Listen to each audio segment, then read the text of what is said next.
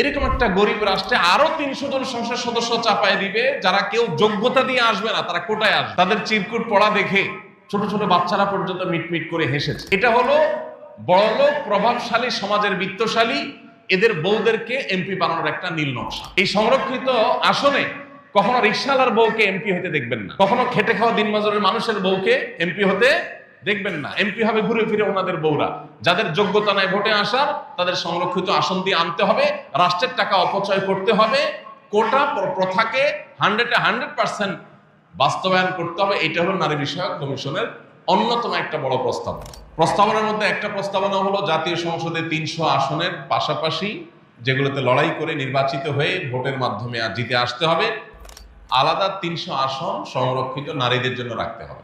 এইটার সমালোচনা করলে বলা হবে যে এই মৌলভী সাহেবরা নারী বিরোধী। মৌলভী সাহেবরা সবাই তা কোনো না কোনো মায়ের সন্তান।